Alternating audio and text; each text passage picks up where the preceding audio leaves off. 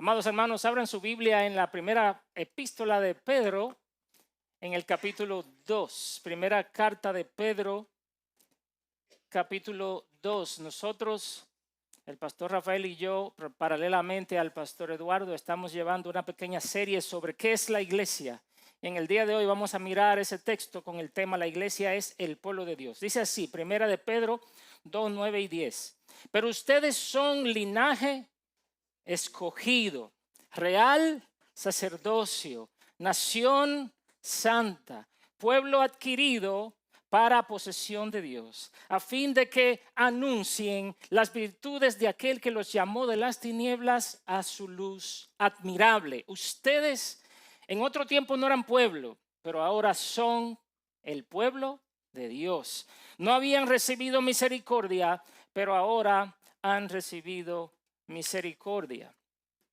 Imagínate que estás en una tierra a la cual no perteneces. Eres diferente, todos te miran raro, todos te miran con sospecha.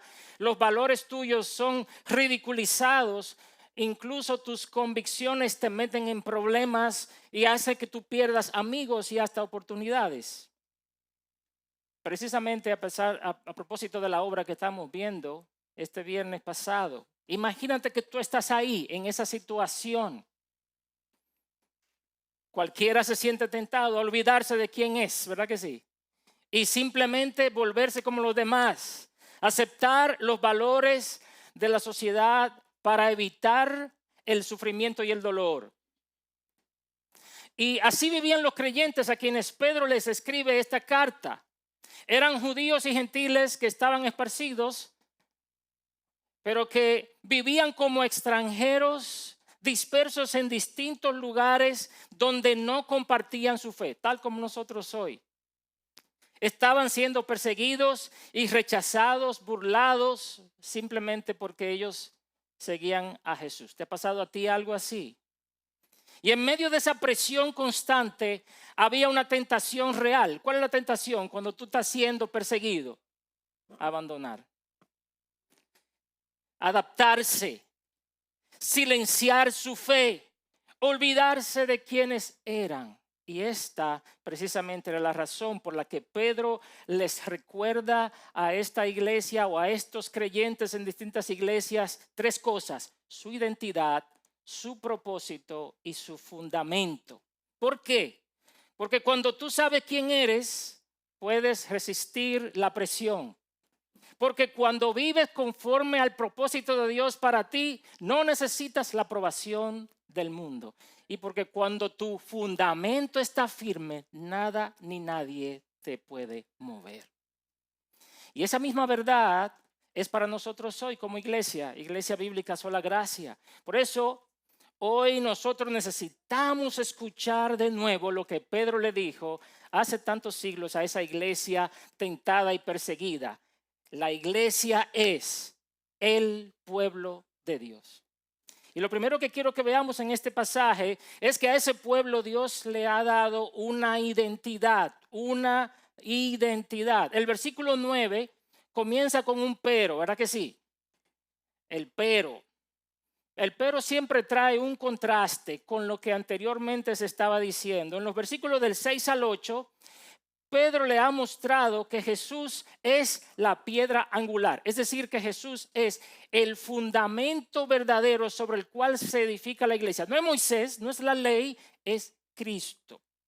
Sin embargo, no todos reciben a Cristo como esa piedra fundamental. Y para eso, si usted lee los versículos del 6 al 8 del mismo texto que estamos considerando, usted se va a dar cuenta que Pedro hace una mezcla de diferentes pasajes del Antiguo Testamento, maravillosa. Entre paréntesis, Pedro estaba lleno de la palabra de Dios. Cada palabra que está ahí, desde el versículo 6 en adelante, son citas, alusiones, ecos a diferentes pasajes del Antiguo Testamento. Miren, esos son los versículos del 6 al 8. Pedro allí mezcla Isaías 28, 16, Salmo 118, 22, Isaías 8, 14, para mostrar que hay dos tipos de personas: los que creen en Jesús y no son avergonzados, y los que no creen y tropiezan con él porque son desobedientes a la palabra. Y esta es la clave. Esta es la diferencia. Unos creen y reciben misericordia, y otros rechazan a Cristo y tropiezan. Así era en tiempos de Pedro y así es hoy. Algunos reciben a Cristo y son salvos, y otros que están aquí sentados quizás los rechazan y tropiezan con Cristo. Imagínate que dos hombres van caminando por una montaña y se encuentran con una piedra grande en el medio. Uno de esos hombres ignora la piedra porque va distraído y tropieza con la piedra y se lastima. Pero el otro ve la piedra y se sube encima de ella y desde ahí puede ver mejor el camino. Es la misma piedra, la diferencia es cómo cada hombre responde a ella. Así es Cristo. Para algunos es piedra de tropiezo, para otros es el fundamento de su vida. Y la gente no tropieza con Cristo porque sea difícil, la gente tropieza con Cristo porque no cree. ¿En cuál de esos grupos estás tú? ¿Has recibido tú a Cristo como el fundamento de tu vida o todavía sigues rechazándolo y tropezando con él? Ahora, Pedro comienza diciendo en este versículo 9, pero ustedes, o sea, nosotros, dice Pedro, ¿nosotros quiénes? Nosotros somos diferentes a los que no creen. Nosotros los que creemos, no estamos en el grupo que tropieza. Hemos sido hechos, dice él, el pueblo de Dios, y no por mérito, sino por pura gracia. Es una identidad que Dios nos ha dado. Dios nos ha dado esa identidad. Pedro nos dice, ustedes deben llegar a ser el pueblo de Dios. Él dice, ustedes son. Es una afirmación de lo que somos en Cristo. Ahora, Pedro describe esa identidad con 4 frases tomadas del Antiguo Testamento. Originalmente esas 4 frases fueron dichas a Israel. Lo sorprendente, para los que llevan anotaciones, especialmente para mis amigos dispensacionalistas, lo sorprendente es que ahora esas 4 frases se le aplican ¿a quién? A la iglesia. La iglesia que está compuesta por creyentes judíos y gentiles. ¿A quién es que le está escribiendo Pedro? A ver, ¿a quién le está escribiendo Pedro? Capítulo 1, versículo 1. A creyentes expatriados, posiblemente en sentido espiritual y también social, pero que vivían dispersos en Asia Menor, todos esos pueblos que están ahí. Y dice de ellos que eran elegidos según el previo conocimiento de Dios Padre. A ellos es que Pedro les llama real sacerdocio, linaje escogido, nación santa, pueblo adquirido por Dios. Y cada una de estas frases, hermanos, revela quiénes somos en Cristo. Es maravilloso. Yo quiero que ustedes la vayan estudiando conmigo. Revelan qué lugar ocupamos en el plan eterno de Dios. Vamos a mirar cada una de ellas con atención. La primera frase es linaje escogido. Estoy en el versículo 9. La palabra linaje significa literalmente descendientes de una persona o de un individuo. Es una raza. Gente que pertenece al mismo origen genético. De hecho, es la palabra genos, que viene de gen, que está ahí. Cuando nosotros leemos linaje escogido, ¿qué tú piensas? ¿Tú piensas en el linaje de quién?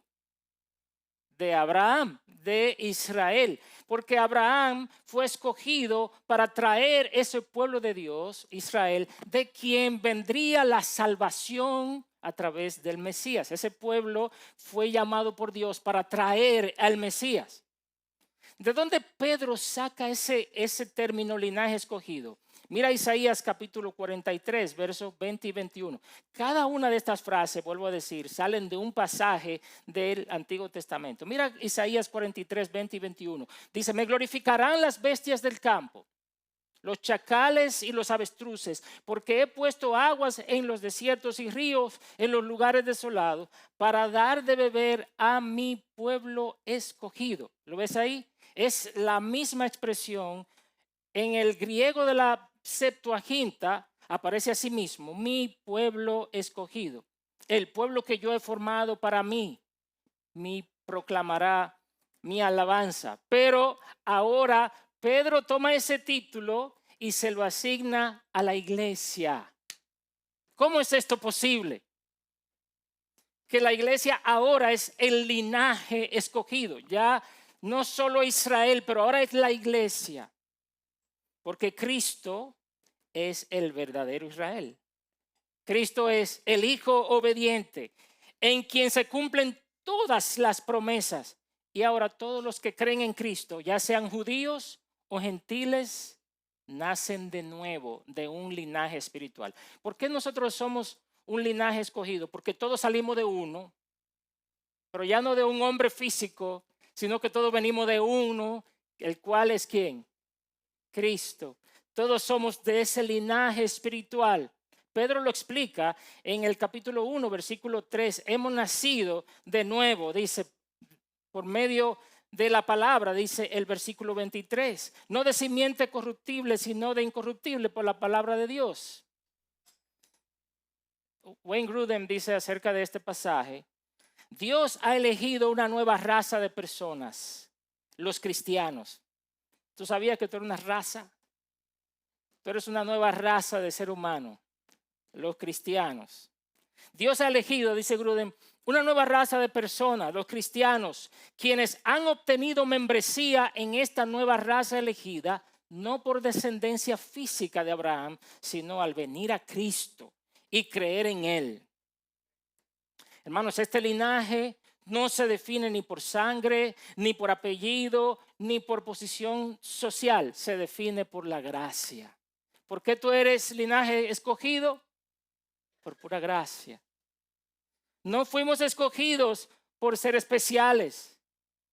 Fuimos hechos especiales porque fuimos escogidos. Esa es la realidad. En Cristo no importa de dónde vienes, hermanos. Importa a quién le perteneces. Así que no importa que tú estés un desbaratado. No importa que tú estés en olla, como decimos. No importa tampoco que tú seas de una familia noble.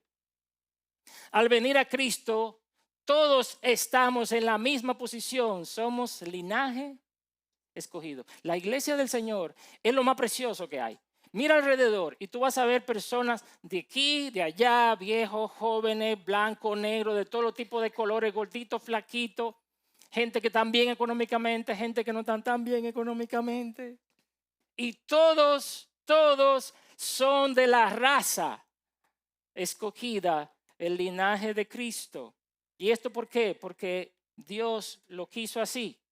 Imagínate una niña que ha sido adoptada por una familia amorosa y esta niña dice: mis papás no me tuvieron, sino que me buscaron. No soy una hija por accidente, soy hija por elección. Y eso somos nosotros. Nosotros no nacimos en este linaje. Nosotros fuimos escogidos deliberadamente para ser parte de su pueblo. Piensa en esto, hermano.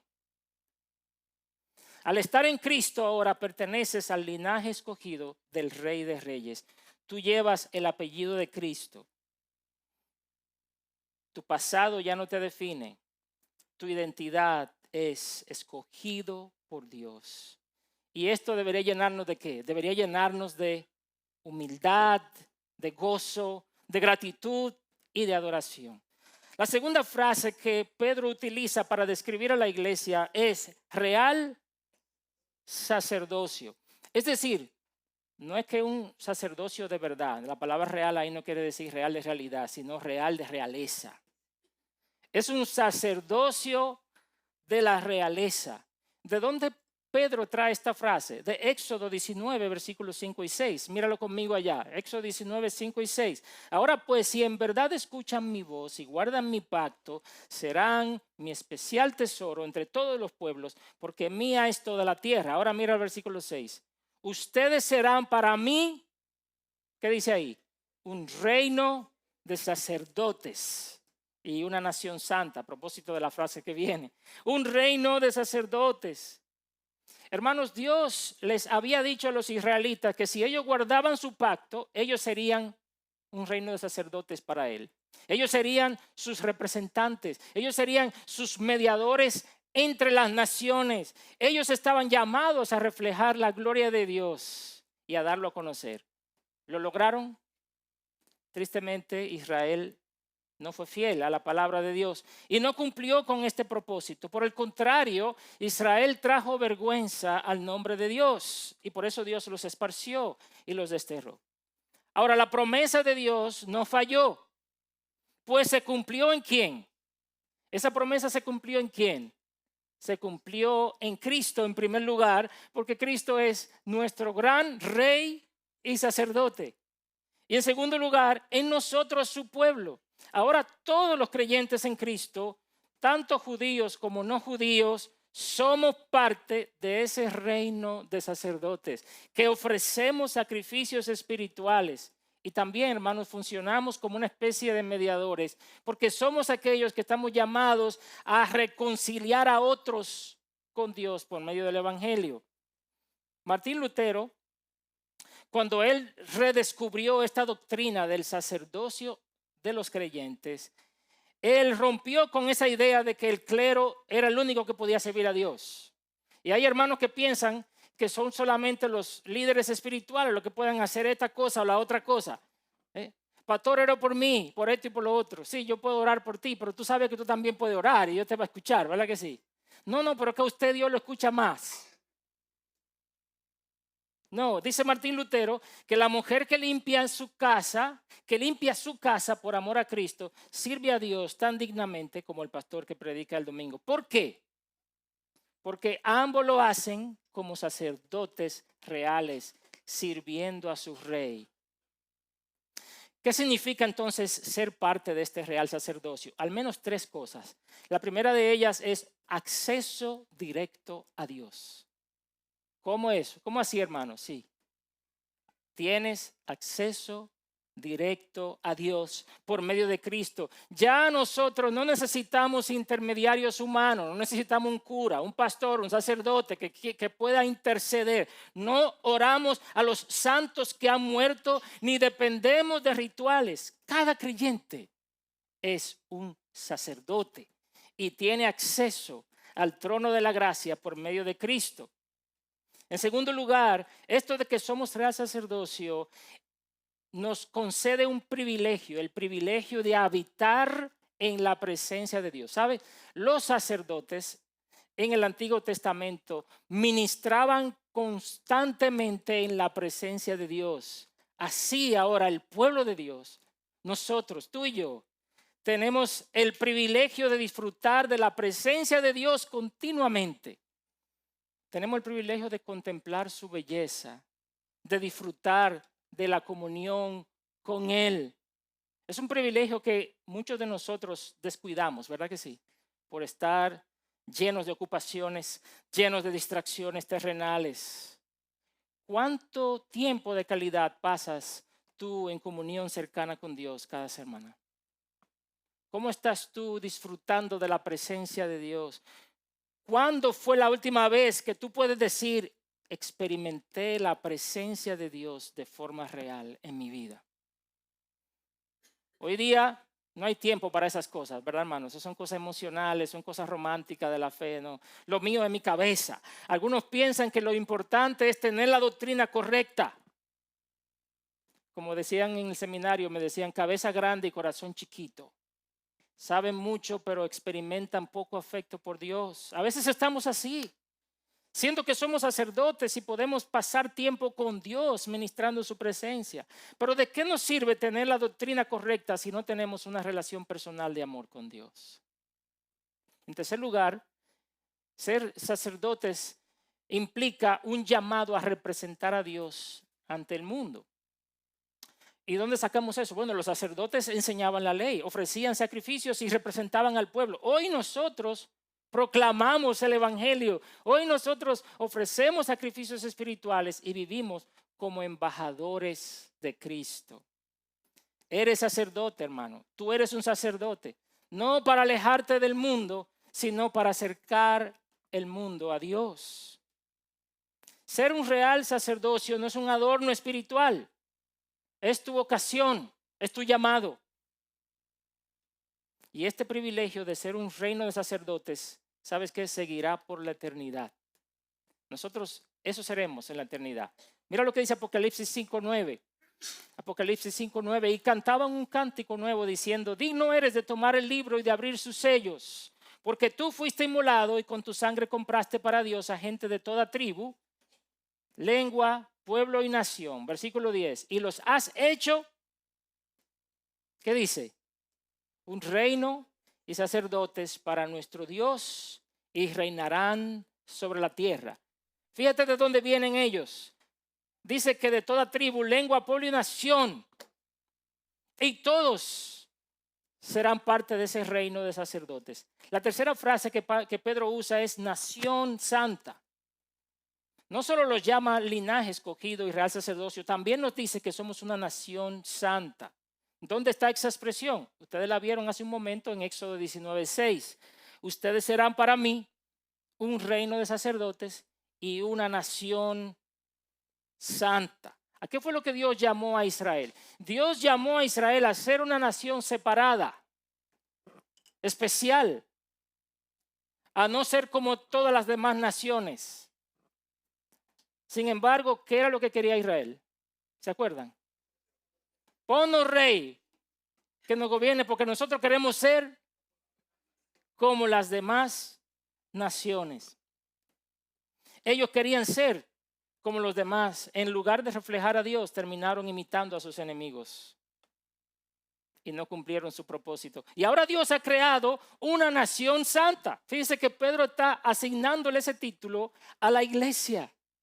Una nación no basada en territorio, ni en idioma, ni en bandera, sino formada por personas de toda tribu, lengua y pueblo que han sido santificadas por la sangre del Cordero.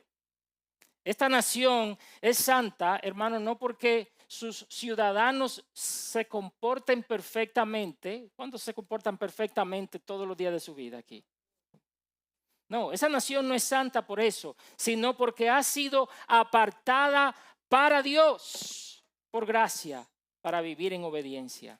Los cristianos somos una nación entre naciones.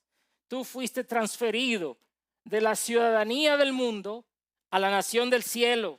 Tú fuiste transferido de la potestad de las tinieblas al reino de su amado Hijo. Y donde quiera que vayas, representas al Rey. Y tal vez tú te miras a ti mismo y tú dices, santo, yo estoy muy lejos de ser santo. Tú te ves luchando con tentaciones, con caídas, pensamientos incorrectos. Pero hermano, escucha bien, tu santidad no depende de tu rendimiento, sino de tu pertenencia. Tú eres de Cristo. Y esto no significa que no debamos esforzarnos en la santidad.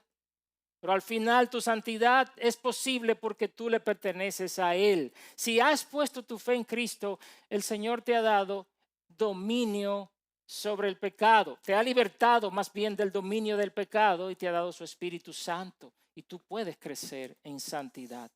Por lo tanto, hermano, mira, no te conformes a este mundo. Tú eres una nación santa. Tú perteneces a otro pueblo. Vive como ciudadano de esa nación. Finalmente, de las 4 frases, Pedro dice que nosotros somos un pueblo adquirido para posesión de Dios. Y la idea aquí es que nosotros pertenecemos de forma exclusiva a Dios. No somos propiedad de ninguna otra persona, ni siquiera de nosotros mismos. Somos propiedad de Dios porque hemos sido comprados por precio. ¿De dónde saca esta frase Pedro? De Deuteronomio 7:6. Una vez más, ve conmigo allí. Deuteronomio 7:6. Porque tú eres pueblo santo para el Señor tu Dios. El Señor tu Dios te ha escogido para ser pueblo suyo. Fíjate, ¿para qué te ha escogido? Para ser pueblo suyo. De entre todos los pueblos que están sobre la superficie de la tierra. Tú dirías, pero de Jehová es la tierra y su plenitud. Todas las naciones son de Dios. En un sentido sí, pero en otro sentido, solo el pueblo de Dios es eso para Dios. Solo el pueblo de Dios es su tesoro. Solo el pueblo de Dios es su niña. Solo el pueblo de Dios es su pueblo amado. Todas las naciones tendrán que postrarse, pero el pueblo de Dios, por su gracia, ha escogido adorarle. Y solo el pueblo de Dios es eso. Cristo nos compró Por lo tanto, ya nosotros no nos pertenecemos a nosotros mismos, ni tampoco estamos en venta. Tú ni estás en venta, ni te perteneces a ti mismo. Tú eres de Cristo. ¿Y por qué ha hecho Dios esto con nosotros? ¿Por qué nos ha hecho su pueblo escogido, su nación santa, su real sacerdocio, su pueblo adquirido? Por lo que dice el versículo 7 de Deuteronomio 7, ahí mismo donde estábamos, Deuteronomio 7, 7 y 8. Escucha esto. ¿Por qué Dios ha hecho estas cosas con nosotros? ¿Será que somos muy especiales? ¿Será que valemos muchísimo? Como el mundo te dice, tú vales demasiado. Es cierto que humanamente valemos, pero oye, ¿por qué Dios ha hecho esto? Versículo 7. El Señor no puso su amor en ustedes, ni los escogió por ser ustedes más numerosos que otro pueblo, pues eran el más pequeño de todos los pueblos. Entonces, ¿por qué fue que tú pusiste tu amor en nosotros? La pregunta, dice el versículo 8. Más porque el Señor los amó. ¿Por qué nos amaste? ¿Cuál es la respuesta? Porque nos amaste. ¿Por qué nos amaste? Porque nos amaste. Esa es la respuesta. El versículo 8 lo que dice, más porque el Señor nos amó. Y guardó el juramento que hizo a sus padres. El Señor lo sacó con mano fuerte y redimió la casa de servidumbre de la mano del faraón. ¿Por qué puso su amor en nosotros? Porque Él quiso. No había nada específico, especial en nosotros que lo atrajera. Él puso su amor en nosotros. Quiero hacer una aplicación de este punto ahora y que envuelve las 4 características, hermanos. En esta vida nosotros tenemos muchas identidades. Madre, esposo, estudiante, empresario, músico, o dominicano, o peruano, o lo que tú seas. Actor, actriz. Pero ninguna de esas identidades debe definirte por encima de esta. Tú eres el pueblo de Dios. Esa es tu identidad. Tú no eres fundamentalmente una esposa cristiana. Escucha bien. Tú eres una cristiana que es esposa. Tú no eres fundamentalmente un negociante cristiano. No, tú eres un cristiano que hace negocios. Yo no sé si tú puedes ver las implicaciones de nuestra identidad. ¿Puedes ver las implicaciones? ¿Dónde está tu lealtad primero? ¿En que eres esposa o en que eres cristiana? ¿Dónde está tu lealtad? ¿En que eres actor o actriz o que eres cristiano? ¿O que eres un negociante o que eres de Dios? ¿Bajo qué leyes o criterios te conduces? ¿Cuál es la causa por la que vives? ¿Cuál es tu razón de vivir? ¿Qué te mueve? ¿Qué te define? ¿Tus éxitos o tus fracasos profesionales? ¿O tu identidad como pueblo de Dios? Muchos cristianos viven frustrados y yo diría que hasta en depresión hoy día porque han olvidado quiénes son. Como dice el autor Paul Tripp, tienen amnesia de identidad. Se han olvidado quiénes son. Piénsalo. Piensa esto, hermano. Si la identidad que te define es ser madre, ¿qué va a pasar si tú no puedes tener hijos? O si tus hijos no viven como tú quieres. O si se te muere un hijo. ¿Cómo te sentirías? Fracasada, deprimida, sin razón de vivir, porque estás tratando de ser otra cosa de lo que fuiste llamada a ser. Tú eres primeramente hija de Dios y después eres madre. Y pon ahí lo que tú quieras. Si la identidad que te define es el éxito profesional, ¿qué pasaría contigo si no alcanzas el éxito profesional? O si pierdes el trabajo, o si fracasas en tus negocios, terminarás frustrado, insatisfecho y fracasado. ¿Por qué? Porque estás tratando de ser alguien distinto a lo que Dios te llamó. Amado hermano y hermana, tú eres fundamentalmente el linaje escogido. ¿Qué más? Real sacerdocio, nación santa, pueblo adquirido para posesión de Dios. Y eso nunca cambiará, porque esa identidad no depende de ti, sino que depende de Dios, que no cambia. Cuando tu identidad está clara, tu corazón está firme como un león. Tu mirada se alzará, tu esperanza no se moverá. Y aunque vengan las pruebas que vendrán, y aunque vengan las decepciones, porque van a venir, porque tu negocio no siempre se va a dar, porque tus hijos no se van a portar bien, por lo que sea, pero tú permanecerás en pie, porque tú estás firme en quién eres. Yo te pregunto, hermano, con honestidad, piensa tú con honestidad, ¿qué identidad gobierna tu vida hoy? ¿Es la que el mundo te impone o la que tú mismo te impones o la que Dios te ha dado en Cristo? Hasta aquí hemos visto que la iglesia es el pueblo escogido de Dios. La iglesia es el cumplimiento del Israel del Antiguo Testamento.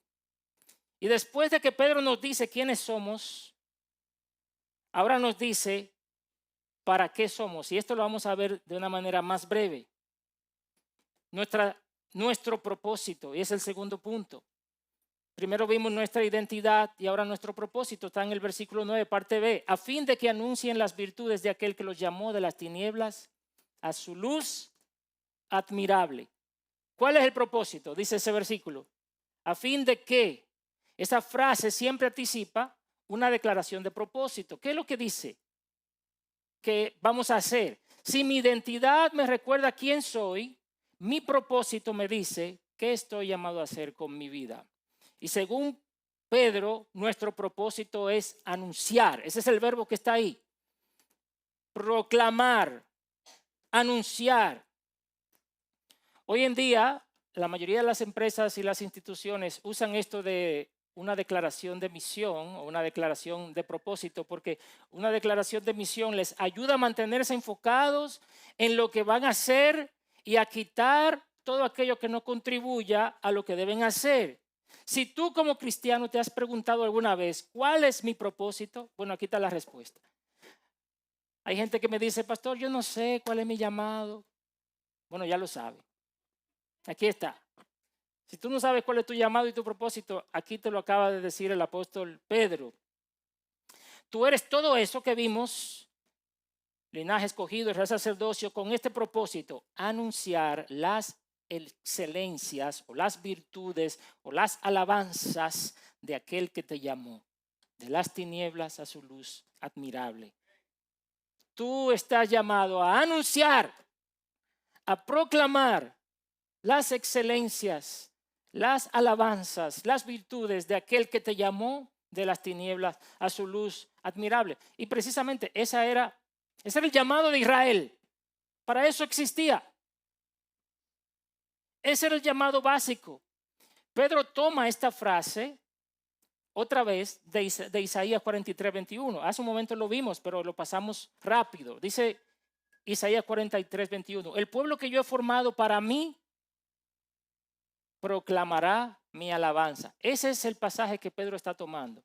Lo único que en la traducción que usted tiene ahí dice proclamará mi alabanza, pero es la misma palabra griega, arete, la que está usando Pedro y la que está usando Isaías. Proclamará mi excelencia, proclamará mis virtudes. ¿Qué es lo que vamos a anunciar? Sus virtudes. O sea, esta palabra excelencia significa manifestación de poder, acto maravilloso. Yo te pregunto, ¿cuál es el acto más maravilloso que Dios ha obrado en tu vida? Entonces, te salvó. Otra traducción dice, para que podáis proclamar las maravillosas obras de Dios. ¿A qué virtudes se refiere? Cuando dice para anunciar las virtudes, él se refiere a todas las obras de poder de Dios, pero primordialmente a la maravillosa obra de la salvación. ¿Cómo yo lo sé? Porque está ahí. ¿Qué es lo que tenemos que anunciar? Las virtudes de aquel nos llamó de las tinieblas a su luz admirable. ¿Qué te trae a la mente eso de las tinieblas a la luz? ¿Qué te trae? Génesis 1, 3, ¿verdad que sí? Y todo estaba en oscuridad. ¿Y qué Dios dijo? Sea la luz. Y Pedro está mirando la conversión, el milagro del nuevo nacimiento, como cuando estaba todo oscuro, Dios dijo, sea la luz. Nuestra conversión es una obra de Dios. Cuando tú estabas en oscuridad, en tu pecado, Dios te dijo, sea la luz. Inmediatamente se prendió la luz en tu vida. Ahora, ¿cómo vamos a anunciar esas excelencias? Ya sabemos qué es lo que tenemos que decir. Ahora, Pedro nos dice que cómo debemos hacerlo, y yo diría que al menos de 3 formas. Primero, alabando a Dios. Segundo, evangelizando. Y tercero, dando testimonio. ¿Sí? ¿Cómo vamos a anunciar las virtudes? Primero, alabando a Dios. Segundo, dando testimonio del evangelio o predicando el evangelio. Y 3, con nuestras vidas. ¿Y por qué yo digo que alabando a Dios? Sí, porque precisamente esa palabra que Pedro está usando ahí, la usan los salmos para llamar a alabar a Dios. Todos los salmos que dicen alaben a Dios están usando precisamente esta palabra. Así que el significado primario de lo que Pedro está diciendo aquí es que nosotros hemos sido escogidos ¿para qué? Para anunciar la virtud que implica ¿qué? En primer lugar, adorar. Al final Dios salvó a la humanidad para que todos podamos adorarle. Y como John Piper dice en uno de sus libros, las misiones existen porque la adoración no existe. Dios está llamando verdaderos adoradores. Así que tu misión principal es adorar. Thomas Schreiner dice esto: la declaración de las alabanzas de Dios incluye tanto la adoración como la evangelización, difundiendo las buenas nuevas de las maravillas salvadoras de Dios a todos los pueblos. Nuestra adoración a Dios debe ser constante y debe ser estar anunciando su obra salvadora. Hermanos, nuestros cultos de adoración deben estar llenos de alabanzas que anuncien sus excelencias. Y por eso que usted ve que cantamos las canciones que cantamos. Pero por eso es que yo veo que hablan tanto de Cristo, de la salvación. ¿Sabe por qué? Porque eso es lo que nos dice la Escritura. Que nosotros debemos anunciar las virtudes de aquel que nos llamó de las tinieblas a su luz. Nuestros labios, como dice el Salmo 126, deben estar llenos de risa y nuestra lengua de alabanza. Alabar a Dios tiene que ver más con el disfrute de nosotros de Dios que con la satisfacción que Dios puede encontrar en tu alabanza. O sea, a ver, hermanos, Dios no necesita nuestra alabanza. ¿Cuántos saben eso? Pero nosotros nos deleitamos cuando le adoramos. ¿De qué es lo que tú más hablas en tu vida? Piénsalo. De lo que más te gusta. Ahora que nosotros tenemos una nieta, ya yo sé de qué es lo que mi esposa va a hablar más. Ustedes saben, ¿verdad?, de qué va a hablar más. O sea, ya yo soy el abuelo de Sofía para Betty. ¿Por qué? Porque nosotros nos deleitamos ¿en qué? En hablar de lo que amamos. Por eso nuestra primera función es anunciar las virtudes alabando. En segundo lugar, anunciar las virtudes de Dios implica también hablarle a otros de la salvación de Dios. Amén, dice amén. Hermano, Dios no te salvó para llevarte al cielo solamente. Te salvó para que lo anuncies aquí y ahora. Para que tu vida sea un micrófono de su gracia y de su misericordia. Para que el mundo sepa que Él te sacó de las tinieblas a su luz admirable. Y no es opcional. No es opcional. No es para algunos. No es solo los misioneros como Kenneth. O como los pastores, como el pastor Eduardo. No. Es para todos porque es tu propósito de vida. Es tu razón de estar aquí. Y una forma sencilla y natural de evangelizar es contar a las personas cómo Dios te salvó y decirle que Él puede hacer lo mismo. ¿Qué es lo que está haciendo Pedro aquí? Anunciar la virtud de aquel que nos llamó. ¿De dónde? ¿De las tinieblas? ¿Tú quieres predicarle a alguien rápido y sencillo? Cuéntale lo que Dios hizo contigo, cómo tú estabas en tinieblas y cómo te trajo a la luz.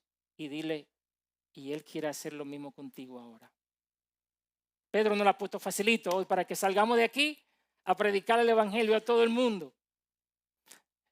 ¿Y a quién le estás anunciando? Yo te pregunto. ¿A quién le estás anunciando la virtud de Cristo tú ahora mismo en tu vida? ¿Quién está escuchando el evangelio por parte tuya? En tercer lugar, una tercera manera de anunciar las excelencias de Dios es a través de nuestro testimonio personal, de vivir de tal manera que glorifiquemos a Dios. Y de eso se trata el resto de la carta de Primera de Pedro. Mira, por ejemplo, capítulo 2, versículo 11. Capítulo 2, versículo 11. Dice así. Amados, les ruego, como extranjeros y peregrinos, que se abstengan de las pasiones carnales que combaten contra el alma. Miren bien el versículo 12. Mantengan entre los gentiles una conducta como irreprochable, a fin de que en aquello que les calumnian como malhechores, ellos, por razón de las buenas obras de ustedes, al considerarlas que hagan, glorifiquen a Dios en el día de la visitación. Se parece mucho a Mateo 5, ¿verdad? Que dice, para que vean vuestras buenas obras y glorifiquen a vuestro Padre que está en los cielos. Nosotros anunciamos, escucha bien, hermano mío, con nuestros labios, pero también anunciamos con nuestros hechos. Anunciamos las excelencias de Dios en nuestras vidas cuando nos sometemos apropiadamente a las autoridades, cuando honramos a todas las personas, cuando hacemos nuestro trabajo con excelencia, cuando estamos dispuestos a hacer lo que es justo aunque nos cueste. Hermano mío, que tu adoración lo proclame, que tu testimonio lo anuncie y que tu conducta lo grite. Somos el pueblo de Dios, un pueblo con una identidad y un propósito. Y finalmente, y de forma más breve aún, Pedro nos dice que nuestra identidad y nuestro propósito tienen un fundamento. Ese es nuestro tercer tema. Un pueblo con un fundamento. El versículo 10. Ustedes en otro tiempo no eran pueblo, pero ahora son el pueblo de Dios. No habían recibido misericordia, pero ahora han recibido ¿qué? Misericordia. Una vez más, ¿qué está haciendo Pedro aquí? Usando pasajes ¿de dónde? Del Antiguo Testamento. Wow, me sorprende esto. Todo lo que Pedro está diciendo ahí está basado en la palabra de Dios. Y ahora está usando al profeta Oseas. Sí, eso es un profeta. Yo sé que alguien dice que ¿Oseas qué? Sí, Oseas es un profeta del Antiguo Testamento. Dios le pidió a este profeta Oseas que se casara con una mujer llamada Gomer, que por cierto era una mujer adúltera y traicionera. Y Gomer le dio varios hijos a Oseas. Una hija, Dios le dijo a Oseas que le pusiera los Ruama. Estoy en el capítulo 1, versículos 5 en adelante por ahí. Los Ruama significa no amada o de quien no se tiene misericordia. Y después Gomer le dio un segundo hijo. Y Dios le dijo que le pusiera por nombre Lo-Ammi, quiere decir no pueblo mío. Con esto Dios está declarando dos cosas con Israel. Primero, ya no voy a tener misericordia de ti. Y segundo, ya no eres pueblo mío. ¿Y esto por qué? Porque Israel había sido infiel una y otra vez. Dios está declarando a Israel no pueblo mío. Y si Dios declara a Israel no pueblo mío, ¿en qué condición quedó Israel en ese momento? Pagano. Pagano como quienes. Como todos. Pagano como todos. Es decir, lo que Pedro está diciendo aquí, cuando Pedro dice que ustedes no eran pueblo, él no se está refiriendo solo a los gentiles. Él se está refiriendo a todos los cristianos, porque ni los judíos ni los gentiles eran pueblo ya. Por eso es que Dios pudo tener misericordia de todo, porque Dios tomó a los israelitas y lo quitó. Y después que todos eran gentiles, daba igual salvar a este grupo que al otro. ¿No le parece? Eso es lo que Pablo está discutiendo en Romanos capítulo 9. No nos vamos a meter ahí porque es muy profundo. Pero lo que Pedro está diciendo aquí ahora es que antes nosotros no éramos pueblo ninguno, ni los que eran judíos, ni los que eran gentiles. Y ahora El mismo profeta Oseas habla de un tiempo cuando Dios tendrá misericordia. Mira el capítulo 2, versículo 23. La sembraré para mí en tierra y tendré compasión de la que no recibió compasión. Y le diré al que no era mi pueblo, le diré, tú eres mi pueblo. Y él dirá, tú eres mi Dios. Y a esto se está refiriendo Pedro cuando dice, ustedes en otro tiempo no eran pueblo, pero ahora son el pueblo de Dios. ¿Sabes qué? ¿Sabes cuándo el pueblo de Israel fue restaurado? Cuando vino a Cristo. Ese pueblo que dejó de ser pueblo, volvió a ser pueblo, ¿sabe cuándo? Cuando se convirtieron a Jesucristo. Nadie nace siendo cristiano. Nadie nace siendo pueblo de Dios. Los niños que están aquí y las niñas, hijos de cristianos, ustedes no nacen siendo parte del pueblo de Dios. No. Tú no eres iglesia porque naciste en una cuna cristiana. Eres iglesia porque Dios te encontró en la oscuridad y encendió su luz sobre ti. ¿Y cómo ocurrió eso? ¿Cómo pasamos de no pueblo a pueblo? Él lo declara en capítulo 1, verso 2, elegido según el previo conocimiento de Dios por la obra santificadora del Espíritu, dice, para obedecer a Cristo y ser rociado con su sangre. El versículo 3 dice, según su gran misericordia nos hizo renacer. Hermanos, el fundamento de lo que hoy somos es la gran misericordia de Dios expresada en la cruz. Ese es el fundamento. Fue por misericordia, por haber sido rociados con la sangre de Jesucristo. Más adelante, Pedro hace alusión a Isaías 53 y nos dice allí cómo sucedió este milagro. Mire el capítulo 2 de Primera de Pedro, versículos 24 y 25. Oiga cómo dice, Él mismo llevó nuestros pecados en su cuerpo sobre la cruz, es decir, Cristo, a fin de que muramos al pecado y vivamos a la justicia, porque por sus heridas fueron ustedes sanados. Esto es Isaías 53. Esto es Isaías 53. Pues ustedes andaban descarriados como ovejas, pero ahora han vuelto al pastor y guardián de sus almas. Hermano, la cruz de Cristo es el fundamento inamovible de nuestra identidad como pueblo de Dios. ¿Por qué somos pueblo de Dios? Por la cruz de Jesucristo. Por sus heridas.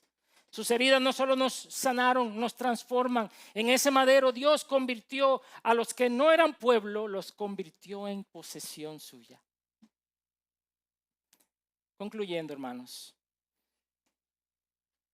y amigos, quizás aquí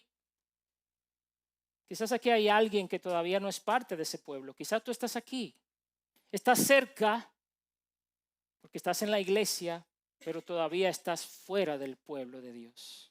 Has oído hablar de Cristo, pero todavía no has creído en Él. Cuando te enfrentas al mensaje de Jesús, óyeme bien, solo hay dos posibles respuestas. O crees y eres salvo, o no crees y tropiezas con la piedra principal que es Cristo.